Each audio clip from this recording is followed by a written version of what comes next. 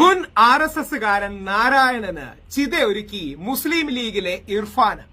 Social മീഡിയയിലടക്കം മുഖ്യധാരാ മാധ്യമങ്ങളിൽ വലിയ പ്രാധാന്യത്തോടെ ഈ വാർത്ത കൊടുത്തിട്ടുണ്ട്. ഇനിയും ചില ആൾക്കാർ ഇത് ചിതയൊരുക്കൽ ജിഹാദാണ് എന്ന് പറഞ്ഞു വരുമോന്നറിയില്ല. അങ്ങനത്തെ ഉള്ള തീവ്ര ഗോഡ്സേവാദികളെ നമുക്ക് വിടാം. മനുഷ്യർക്ക് ജാതി മത രാഷ്ട്രീയ ഭേദമന്യേ സന്തോഷം നൽകുന്ന, മനസ്സിനൊരു നോവും വേദനയും എന്നാൽ ആശ്വാസവും നൽകുന്ന വാർത്തയാണ്. അതായത് ഇർഫാന എന്ന് പറയുന്ന ഈ ജില്ലാ കമ്മിറ്റി അംഗം RSSകാരനായിരുന്ന ഈ നാരായണനെ വീട്ടുകാർ ഉപേക്ഷിച്ചു, കൂട്ടുകാരും നാട്ടുകാരും ഒക്കെ ഉപേക്ഷിച്ചു. ഒരുപാട് കാലം ബുദ്ധിമുട്ടി അദ്ദേഹം മരണത്തിന് കീഴടങ്ങി. അപ്പോ വീട്ടുകാരെ അറിയിച്ചെങ്കിലും ആരും അവരെ നോക്കാൻ പോലും വന്നില്ല. ഈ സ്ത്രീയാണ്, ഈ മുസ്ലിം സ്ത്രീയാണ് മുഹറത്തിന്റെ അന്ന് പോലും, ആ ദിനങ്ങളിൽ പോലും ചില ആൾക്കാരുടെ എതിർപ്പ് മറികട. ആട്ടിൻ തോലിട്ട ചെന്നായെ നിങ്ങൾ കണ്ടിട്ടില്ലെങ്കിൽ അതിവനാണ്. ആട്ടിൻ തോലിട്ട ചെന്നായ. ഹിന്ദുക്കളും മുസ്ലിങ്ങളും തമ്മിൽ രാഷ്ട്രീയപരമായി അഭിപ്രായ വ്യത്യാസങ്ങളും ഒക്കെയുണ്ട്. ശരിയാണ്, അതൊരു നഗ്നമായ സത്യമാണ്. അത് ഏറ്റവും കൂടുതൽ മുതലെടുക്കുന്നത് രാഷ്ട്രീയക്കാരാണ്, അതല്ലാതെ ഹിന്ദുക്കളോ മുസ്ലിങ്ങളോ അല്ല എന്ന യാഥാർത്ഥ്യം സാധാ ഹിന്ദുക്കൾക്കും സാധാ മുസ്ലിങ്ങൾക്കും അറിയാം. അതുകൊണ്ടാണ് അവർ തമ്മിൽ പരസ്പരം കടിച്ചു കയറാത്തത്. എല്ലാ കേരളത്തിൻ്റെ ആയാലും ഇന്ത്യയിലുള്ള മൊത്തത്തിലുള്ള പൊതുപ്രദേശങ്ങളിൽ ഹിന്ദുക്കളും മുസ്ലിങ്ങളും ഒരുമിച്ച് വാഴുന്നുണ്ട്.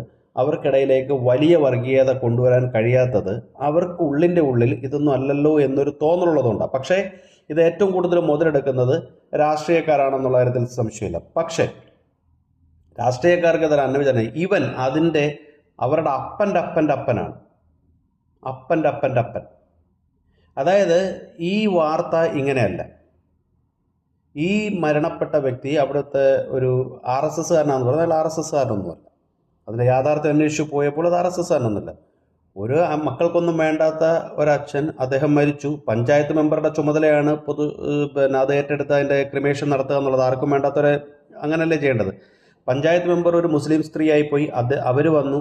അവിടെ ഒരാൾ കർമ്മങ്ങളൊക്കെ ചെയ്യുന്ന സമയത്ത് ഞാൻ ചെയ്തോട്ടെ എന്ന് ചോദിച്ചു. അവർ പറഞ്ഞു ചെയ്തോളാൻ പറഞ്ഞു. ചെയ്യുന്നതിനകത്ത് എന്താ തെറ്റുള്ളത്, ചെയ്തോളാൻ പറഞ്ഞു. പക്ഷെ അവർ ബുദ്ധിപൂർവ്വം എന്ത് ചെയ്തു, ഒരു ഫോട്ടോ എടുത്ത് അതിനൊരു പബ്ലിസിറ്റിക്ക് വേണ്ടിയിട്ട് അത് കൊടുത്തു. അവർ വൈറലായി. ഈ വാർത്തയുടെ യാഥാർത്ഥ്യം വന്നിട്ട് പോലും ഇത് തിരുത്തി പറയാൻ തയ്യാറാവാത്ത നാറിയാണവൻ. വെറും ലൈക്കിനും അതിനകത്ത് കിട്ടുന്ന കാശിനും പിന്നെ സുഡാപ്പികളുടെയൊക്കെ തന്നെ സപ്പോർട്ടിനും വേണ്ടി നിൽക്കുന്ന ഒരു വെറും നാറിയാണ്. ഈ അടുത്ത കാലത്ത് കൊല്ലത്തോണ്ട് നടന്നൊരു സംഭവം ഇവൻ വാർത്തയാക്കിയായിരുന്നു. RSSകാർ പതാക, ബ്രസീലിൻ്റെ പതാകയോ മറ്റോ അഴിപ്പിച്ചു എന്നും പറഞ്ഞിട്ട്, പച്ചയായി പോയതുകൊണ്ട് അഴിപ്പിച്ചു എന്നും പറഞ്ഞിട്ട്. അത് RSS ഇവൻ ആ വാർത്ത റിപ്പോർട്ടർ ചാനലിൽ അരുണിൻ്റെ വാർത്ത കോട്ട് ചെയ്തുകൊണ്ടാണ് ഇവനത് ചെയ്തത്.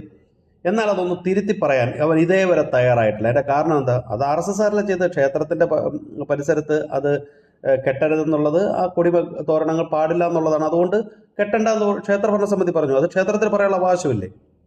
ഇപ്പോൾ സ്കൂളിൽ കൊണ്ട് നമുക്ക് പിന്നെ രാഷ്ട്രീയക്കാരുടെ കൊടി കൊട്ടാൻ പറ്റുമോ? അവരഴിപ്പിക്കാൻ പറയും. കാരണം സ്കൂളിൽ രാഷ്ട്രീയമില്ലെങ്കിൽ അവർ ഒഴിവാക്കാൻ പറയും. അത് സ്വാഭാവികമല്ലേ? എന്നിട്ട് ഈ തെറ്റായ വാർത്ത പൊതുജനങ്ങളിലേക്ക് കൊടുത്തു. അത് മുസ്ലിം ഹിന്ദു വർഗീയത ഉണ്ടാക്കാൻ ശ്രമിച്ച ഒരു പരമനാറിയാണ് അവൻ. പരമനാറി ഈ രാഹുൽ ഈശ്വർ എന്ന് പറയുന്നത്. ഇവൻ ഈ ആട്ടിൻ തോലിട്ട ഒരു ഒറിജിനൽ ചെന്നായാണ്. ഒറിജിനൽ ചെന്നായ. സാധാരണ മനുഷ്യൻ്റെ വൈകാരിക ഭാവങ്ങളെ എത്രത്തോളം മുതലെടുക്കാൻ വേണ്ടി മാത്രം ലാപ്ടോപ്പും പൊക്കി പിടിച്ചുകൊണ്ട് ഇങ്ങനെ നടക്കുന്ന വെറും ചെറ്റയാണ്. വെറും ചെറ്റ. അവൻ്റെ ഫാമിലിയെ കംപ്ലീറ്റ് ഉടായിപ്പാകുന്നുണ്ട്.